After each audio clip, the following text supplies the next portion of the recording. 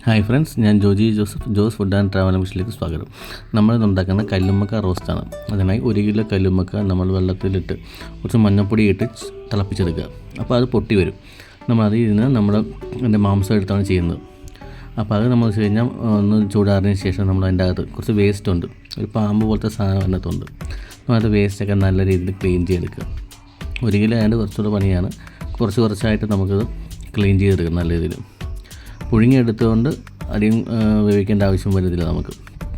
അങ്ങനെ പുഴുങ്ങിയെടുത്തത് നല്ല രീതിയിൽ അതിൻ്റെ അകത്തെ വേസ്റ്റ് എല്ലാം ക്ലീൻ ചെയ്തെടുക്കുക. അത് ക്ലീൻ ചെയ്തെടുത്ത ശേഷം നമ്മൾ നല്ല രീതിയിൽ റോസ്റ്റ് ഉണ്ടാക്കാൻ പോകണം. ഏകദേശം നമ്മൾ ക്ലീൻ ചെയ്തിട്ടുണ്ട്. ജസ്റ്റ് 1 കിലോ 1 കിലോ വാങ്ങിച്ചിട്ട് ഒരു 1/4 കിലോ മേളിലേ നമുക്ക് കിട്ടിയിട്ടുള്ളൂ.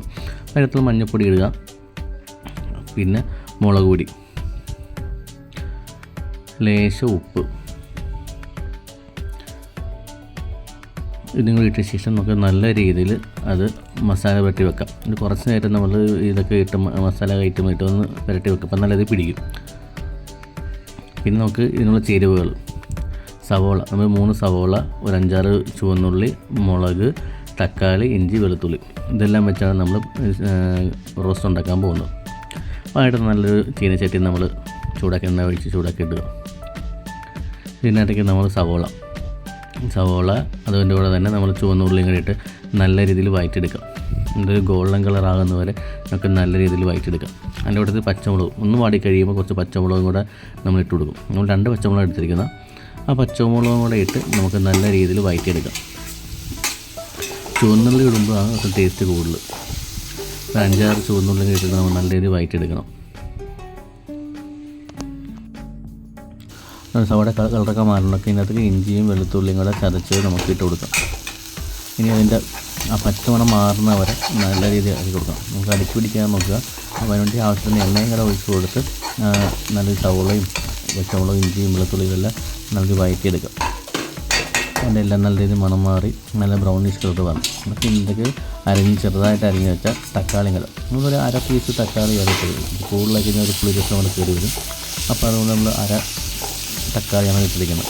അതും കൂടെ നല്ല രീതിയിൽ നമുക്ക് വഴറ്റി നല്ല രീതിയിൽ അതൊന്ന് സ്മൂത്താക്കി എടുക്കാം, ഉടച്ച് എടുക്കാം. ഏകദേശം തക്കാളിയൊക്കെ നല്ല രീതിയിൽ ഉടഞ്ഞു വന്നിട്ടുണ്ട്. നമുക്ക് ഇതിനകത്തേക്ക് ഇനി മസാലക്കൂട്ടുകൾ ഓരോന്നായിട്ട് ചേർത്ത് കൊടുക്കാം.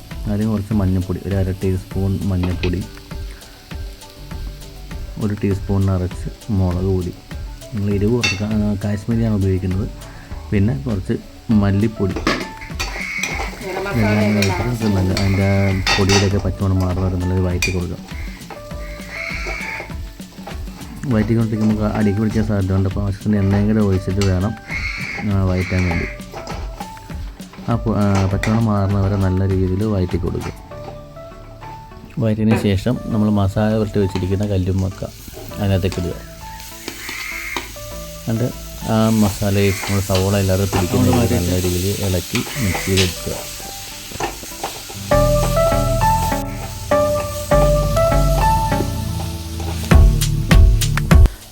നല്ല രീതിയിൽ മിക്സ് ചെയ്തതിന് ശേഷം നമുക്ക് 1 കപ്പ് വെള്ളം കൂടെ ഒഴിക്കാം. വെള്ളം ഒഴിച്ചിട്ട് നല്ല രീതിയിൽ ഇളക്കി മിക്സ് ചെയ്യുക. നല്ലപോലെ ഇളക്കി മിക്സ് ചെയ്തതിന് ശേഷം നമുക്കിനി അത് വേവിച്ചെടുക്കണം. നമുക്കിനി ഇത് കുറച്ച് നേരം മൂടി വെച്ച് വേവിച്ചെടുക്കാം.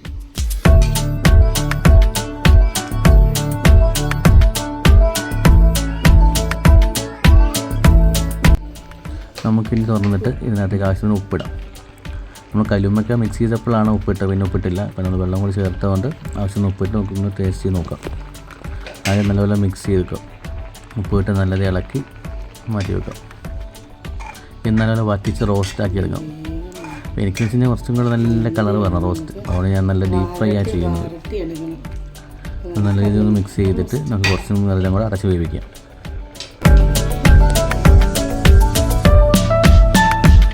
അങ്ങനെ തുറന്നിട്ട് നല്ല കുരുമുളക് പൊടി 1 സ്പൂൺ ഇടാം.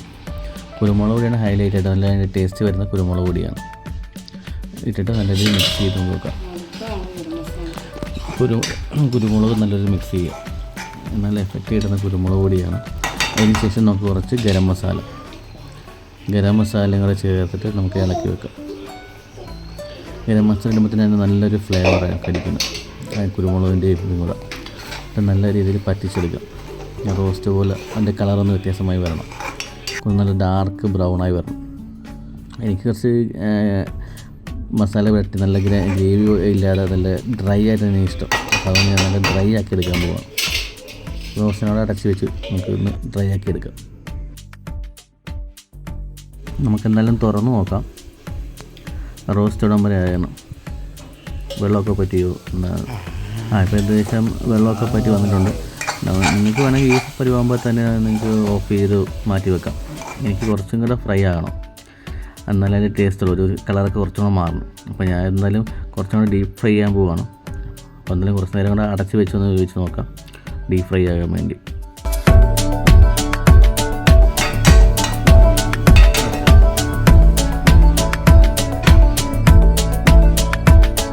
നമുക്ക് നമ്മൾ കല്ലുമ്മക്കായ നോക്കാം ഇവിടം വരെ ആയാണ്. ഇതെല്ലാം നല്ല ഡീപ്പ് ഫ്രൈ ആയിട്ടുണ്ട്. അതിൻ്റെ വെള്ളമൊക്കെ പറ്റി നല്ല രീതിയിൽ കുറഞ്ഞിട്ടുണ്ട്. അതിൻ്റെ കളറും നല്ല അടിപൊളി ബ്രൗൺ, നല്ല ഡാർക്ക് ബ്രൗൺ ആയിട്ടുണ്ട്. അപ്പം നമ്മുടെ സംഭവം അടിപൊളിയായിട്ടുണ്ട്. നമുക്ക് എന്തായാലും ഇത് മറ്റൊരു പാത്രത്തിലേക്ക് മാറ്റി വെക്കാം. ഫ്രണ്ട്സ്, നമ്മുടെ കല്ലുമ്മക്ക റോസ്റ്റ് ശരിയായിട്ടുണ്ട്. ചപ്പാത്തിയുടെ കൂടെയും അപ്പത്തിൻ്റെ കൂടെയും അതേപോലെ ചോറിൻ്റെ കൂടെയും കഴിക്കാൻ പറ്റുന്ന നല്ലൊരു ഡിഷാണ് കല്ലുമ്മക്ക റോസ്റ്റ്. സാധിക്കുന്നവർ ഉണ്ടാക്കി നോക്കുക. കല്ലുമ്മക്ക കുറച്ച് കിട്ടാൻ പാടാണ്. എന്നാലും നല്ല വലിയ കല്ലുമ്മക്ക കിട്ടിയാൽ മാത്രമേ ചെയ്യാൻ പറ്റില്ല, തീരെ ചെറുതായിരിക്കും. എന്തായാലും ഈ റെസിപ്പി നോക്കുക, ട്രൈ ചെയ്ത് നോക്കുക. എല്ലാവരും ലൈക്ക് ചെയ്യുക, സബ്സ്ക്രൈബ് ചെയ്യുക, ഷെയർ ചെയ്യുക, സപ്പോർട്ട് ചെയ്യുക. Thank you.